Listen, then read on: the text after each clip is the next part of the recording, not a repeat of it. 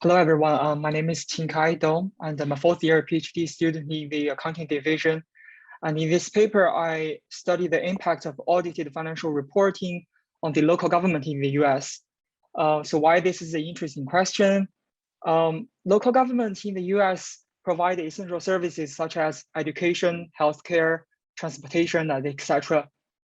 And the local expenditure is not trivial. It was about 10% of the US GDP in 2017, and this is only going to further increase because of the infrastructure plan.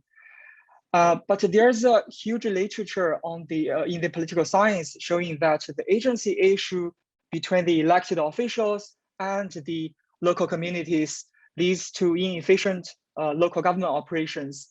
So the question is, how do we hold local government accountable?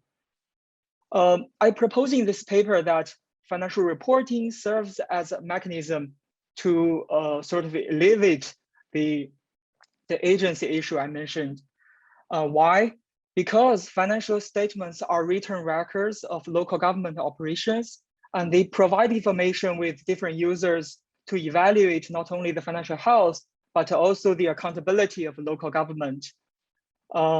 So I exploit a federal regulation called the Single Audit Act, which requires any entities to prepare financial statements if the expended amount of federal grant is beyond a certain threshold. And such threshold also increases in 2015, exempting more local governments. And I focus on one particular type of local government in my study for data availability reasons, and they are the school districts. So even for those school districts, I don't observe the expended amount of federal grants if they are below the threshold. But what I do observe is the received amount of a federal grant. So I first test whether, if I want to use the received amount as a proxy for the expended amount, I want to make sure it's a good measure. So I test the correlation between two measures when both are available. And I find that there's a strong positive correlation between two measures. And my empirical design is a simple diff and diff. The treated school districts are exempted from financial reporting because of the threshold increase. And I also have two control groups. The control above has always been required to financial reporting, while the control below has never been required to do so. So as you can see from this picture here, the probability of preparing financial reporting dropped the most for my treatment group compared to the other groups. This is kind of the first stage results. And then I also look at outcomes such as financial health ratios, teaching qualities, and housing prices in a simple diff in diff model. I also control for state by year fixed effect and the local government fixed effect. What I find is exempted school districts become more financially distressed as measured by debt over cash ratios and expenditure over revenues. I also include one control group at a time, make sure the results is not driven by a particular sample composition. I also find that the graduation rate drops for those exempted schools compared to the other control groups. Finally, I look at the outcome on the housing price because there's no available housing price measure on the school districts level. I look at a much more granular geographical jurisdiction called census tract. And I also find a decrease in the housing price for those exempted school districts. I also plot the treatment effect by each year, although they are not perfect. And because the effect of exempting financial reporting is may not be like a mirror view of the effect of having financial statements. So I also corroborate some of my diff in diff results with the RDD design. As you can see, there are huge discontinuity in the reporting when you go across the threshold.